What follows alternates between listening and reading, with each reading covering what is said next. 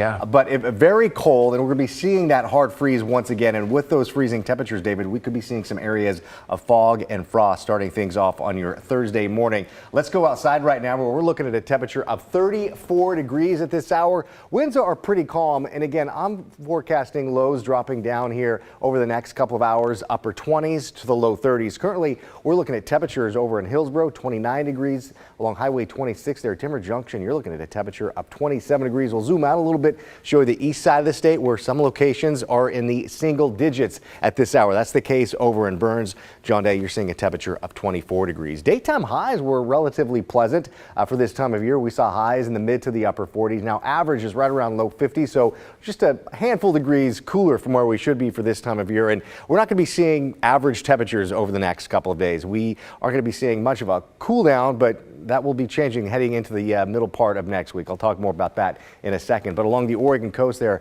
Tillamook, you saw a temperature of 50 degrees this afternoon. So we stay very cold overnight. And again, with those cold temperatures, we'll be seeing some areas of frost and some fog as well. We stay mainly dry throughout the week. And I say mainly dry because there is a weak disturbance that will be kind of brushing on by, bringing in a little bit of some light showers, mainly along the northern part of the Oregon coast late tonight and into tomorrow. But another round of cold air arrives Tuesday night of next week and into Wednesday. So what could that mean for the valley? Well, we're going to be seeing the snow level at least 1,000 feet. So there's a chance there could be some flurries, maybe a little bit more than that by the middle part of next week. So time will tell if we see anything at all. But for the time being, we are going to be seeing that ridge of high pressure push off to the east a little bit.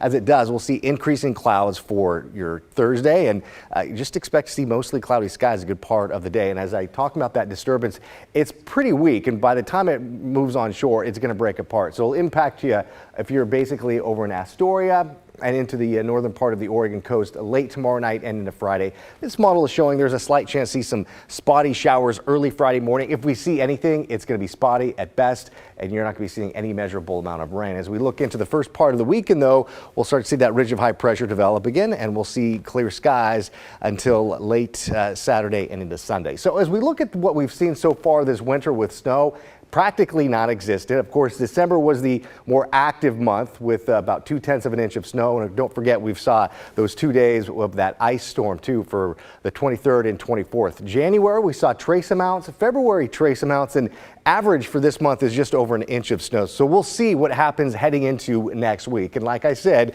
by the early part of next week is when that cold air arrives. We'll have a dry weekend ahead.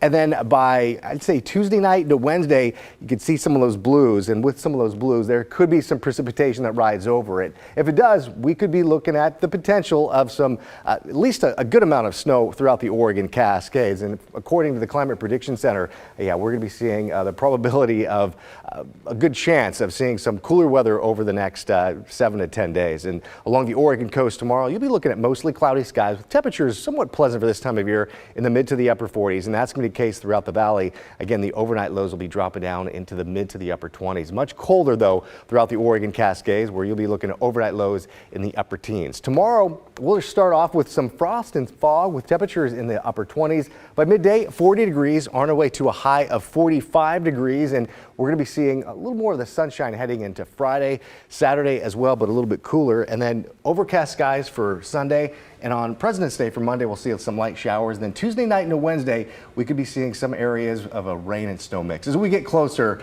we'll have a better idea. But pay attention to the middle part of next week.